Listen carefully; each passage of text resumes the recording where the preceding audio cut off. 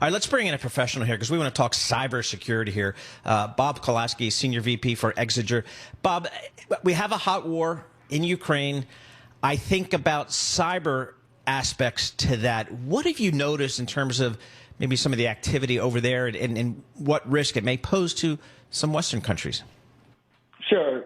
Great to be with you. I think the first thing I would take away is cyber's been fully integrated into a war plan here. And for Russia, we've seen their attacks not be cyber specific as much as cyber being part of their overall campaign to, illegitimately go after Ukraine and the Ukrainian people. And so that means their attacks have been somewhat strategic, just going after communications infrastructure, which is intentional to hurt the Ukrainian military's command and control, things like that, as well as things against the electric grid and the financial sector, which just cause more inconvenience for, the Ukrainian people and, to help the Russians achieve their war aims. And then you throw that in with some disinformation and using cyber to get access to credentials for Ukrainian military leaders, people involved in the Ukrainian military, and post illegitimate things on social media sites. So it's an attack on credentials, spear phishing, to then get access to sow confusion. Unfortunately, cyber's part of an overall hybrid effort by the Russian government. Bob, what can we do in terms of retaliatory attacks? Does the U.S. engage in that sort of, warfare? Do we engage in cyber warfare? Will we hit back that way?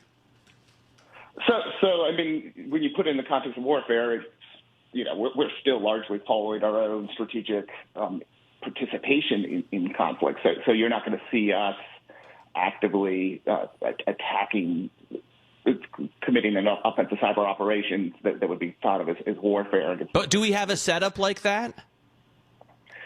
We have ability to cause harm in Russia, and particularly to cause harm and introduce friction into the operations, the cyber operational system of parts of the Russian government. And,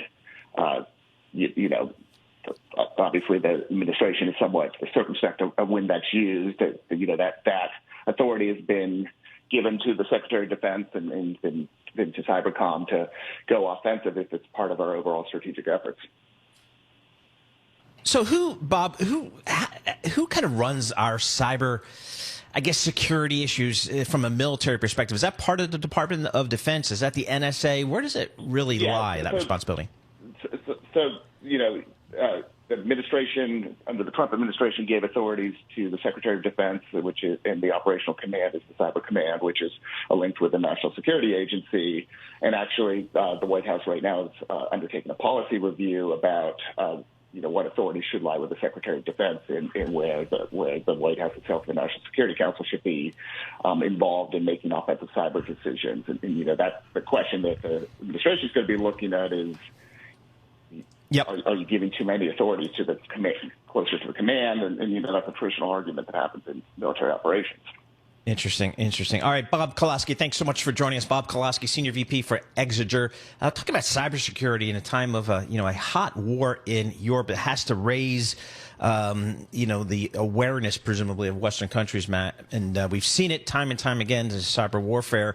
But it'll be interesting to see to what extent it really comes into the overall plans. And to what extent we're willing to use it. It doesn't seem like the Russians have any problem using weapons to an aggressively to the right effect. And the question is, would we be able to do we do that? Yeah, the expectation is, as Bob was suggesting, is yes, we do that. And but it'd be interesting to see in a time of a very hot war what the U.S. chooses to do. And will we ever know anything about it? Will it be disclosed? All right, looking at these markets.